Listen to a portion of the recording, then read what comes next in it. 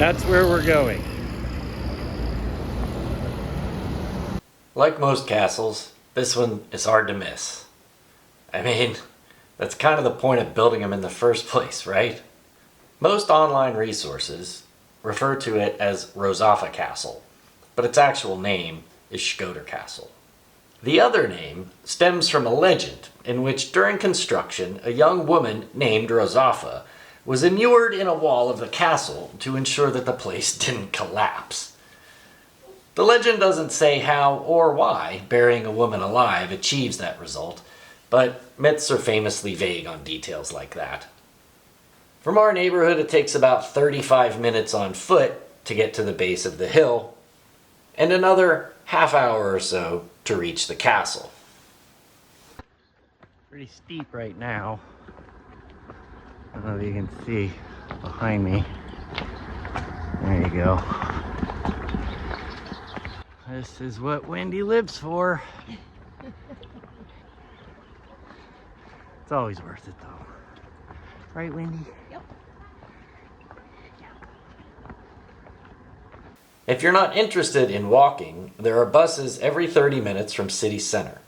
They'll drop you out on the main road, leaving you with the final 30-minute hill climb. In town, you can usually count on several impeccably clean taxis waiting at the roundabout by the Red Brick Hotel.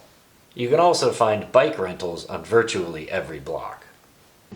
Heading up through on the outskirts of the Roma village to get up to Rozafa Castle.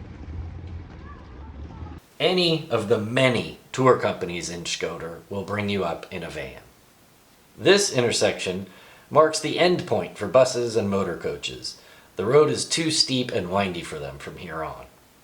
The route is peppered with parking areas and concession stands, several with toilets should you have the need. The parking area at the top is pretty small, so if you're driving, I'd suggest heading up early to secure a spot. You start taking in the views for real at this level, including looking down on this mosque, which they just completed a top-down restoration on like 2 weeks ago. As luck would have it, we ran into this local who offered some information. That's the clearest shot I've seen so far. So that's Jamia Plumit. I'm sorry? That's one of the oldest mosques in Shkodër. The oldest mosque. And They it's, just renovated it, they right? just renovated. True. It bears the name because it's from the roof is from the lead. Oh, So okay, it's lead. 16 lead. So Uh-huh. it's called the mosque, Lead Mosque. Lead the Mosque, name. because or of the in roof. Albanian Jamia Plumit. It's an absolute amazing. You have to go and visit it because they just Okay. renovated because it's very typical of the Ottoman Empire, the architecture of 16th century. Okay. That's probably one of the best examples of that architecture in Balkans. And it's right lucky here. It's renovated. Yeah, It's yeah. right here, yeah. I saw it on the mayor's Facebook page. Yeah, He had a whole picture So and a that's drone and hence everything. the name lead roof. Lead roof, lead Mosque. mosque. Yeah. Very nice. So how do we get It's there? really easy. I mean, if you can see it from here, you will find it out. You will Uh-huh. just say Are there signs or- Jamia. If are you with car? No, No. we're walking. Okay, so you'll be probably just finding it way in an alley to just go there. Just cut through and find it, yeah. Hopefully we'll make up without having big rain now because they've been forecasting big rain for Yeah. Rozafa. First time in Shkodër? Yes. Yeah, yeah. That's amazing. We've been here 7 weeks though. Okay. But it's our first time walking up okay, here. so Northern Albania, enjoy it, guys. Yeah. Yes, thank you. Nice to see you. Thank you. Later on, we saw him leading a group of students on a guided tour and throwing the double eagle sign emulating the national flag. We were just finished up with the discussion that I hopefully showed you about the mosque. And we were walking up to the ticket booth to pay. I mean, it's, what, 4 lakh to get in or something, Wendy? Yes.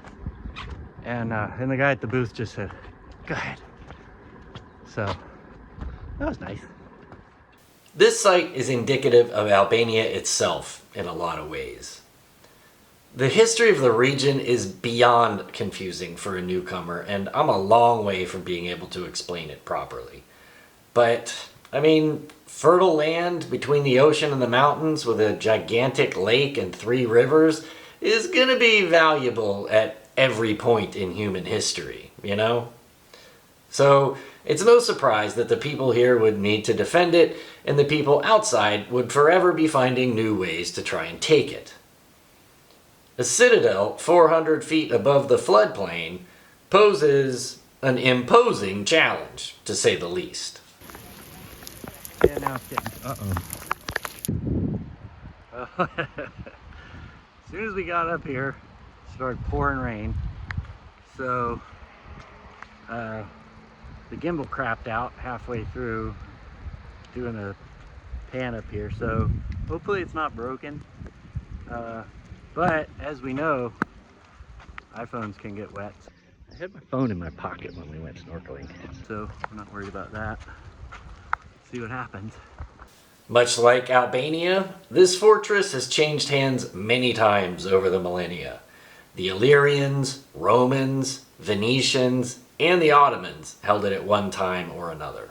Most of what still stands today is from the Venetian period, including St. Stephen's Cathedral.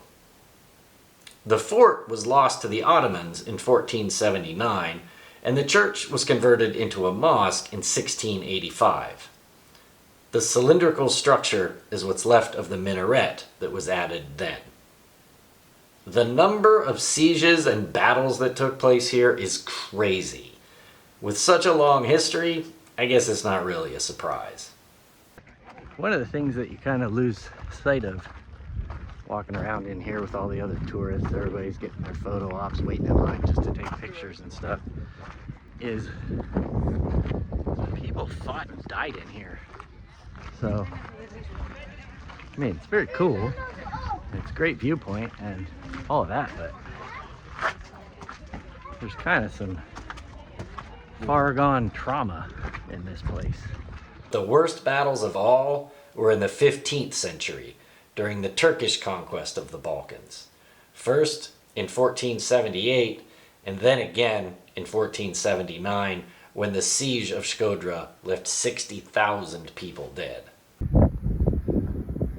So one of the things that I think about when I'm at places like this is all masonry, the whole place. The walls, the buildings, the church, the keep, the cisterns, everything. Every single one of these stones, every one of these stones that you see was laid by hand by a human being. How long do you suppose that took? You're standing on craftsmanship, Wendy.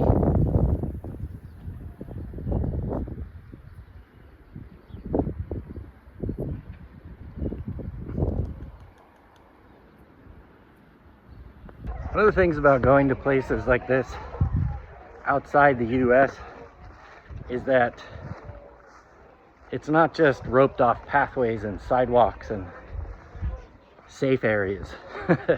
You know, first time we experienced this was in Jordan at the amphitheater, where you can just climb all over the place, and if you fall and get hurt, it's on you. Like, I'm standing right on the edge. Fall down to the road if I wanted to. I committed an unforced error on this one. For some reason, I had it in my head that the Castle Museum was at the base of the hill. I kind of thought that made sense for people to see the collection at city level. It is, in fact, in this building, the captain's residence from the Venetian period. In our rush to outpace the crowds that came in behind us, we cruised right on by without even looking inside. We'll be making another visit just to see the museum, so we'll follow up in a couple of weeks. Trying to stay ahead of the crowds back there, so every time I stop, Wendy's gets like 100 yards ahead of me. Ooh, good flag. Arguably worse on the way back down.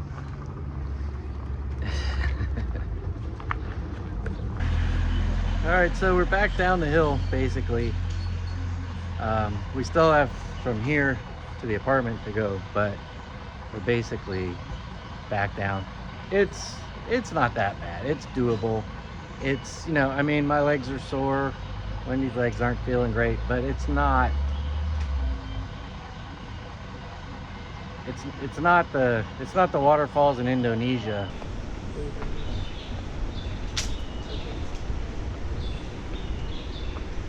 And it's definitely not the boiling lake in Dominica.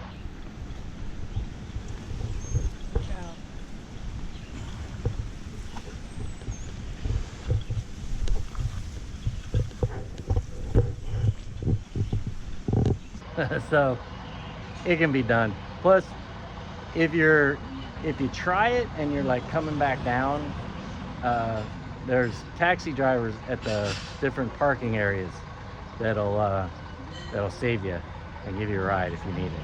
So there you go.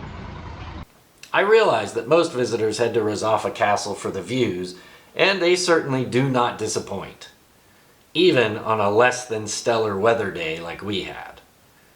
But there's a lot more going on up there than just photo ops. The role this site has played in history cannot be overemphasized.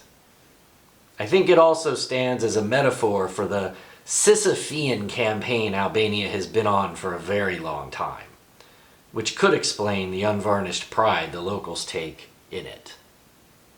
Just realized I didn't do an actual sign off when I recorded this video. Just out here getting some B-roll. So thanks as always for watching. See you in the next one.